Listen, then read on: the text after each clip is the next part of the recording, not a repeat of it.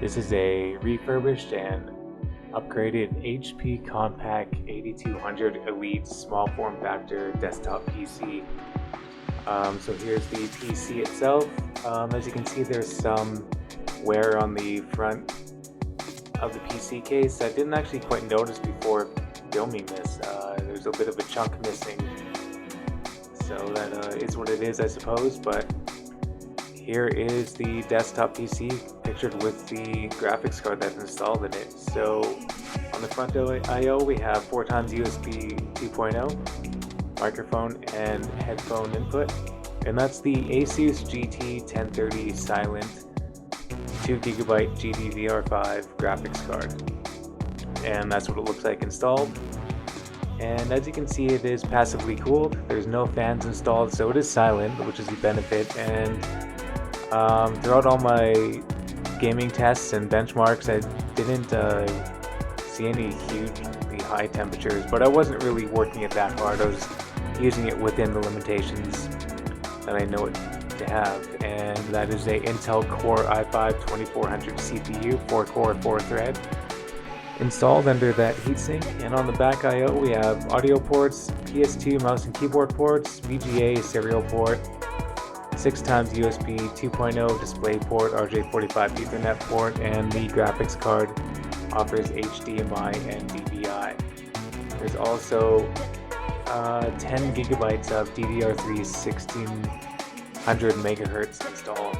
So here's an example of how Skater XL runs.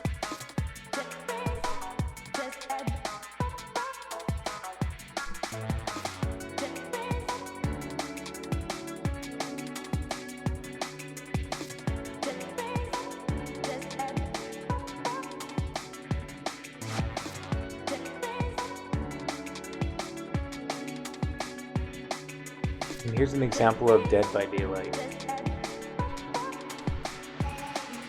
On these lower settings I was able to manage 60 frames per second on average.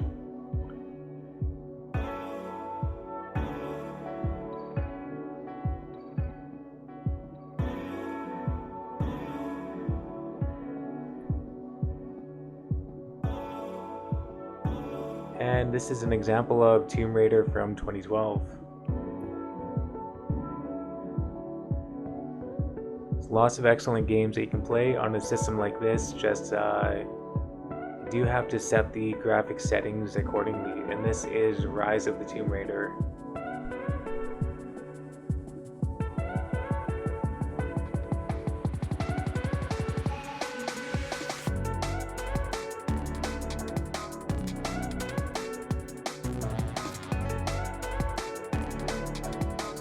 And something more applicable for the system, something that'll run well, is CSGO.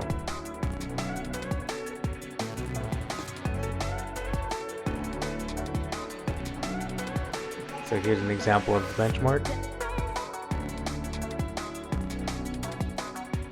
Averaging around 120 frames per second to 130, 40 frames per second, down to 80, 60 frames per second in that dense fog. So here's a short example of gameplay, averaging between 80 and 100 plus frames per second, depending on what's going on screen. Of course, this can also be modified in the graphics settings.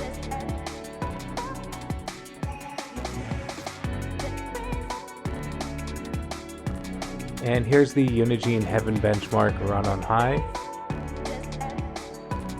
medium, and low. So that gives you an example of what you can do with the GT1030 small or low profile graphics card in 2022 with a 4-core 4-thread i5 CPU. So hopefully this, I don't know, lets you know that you can do some gaming on a budget and still have a pretty good time. So hit me up in the comments.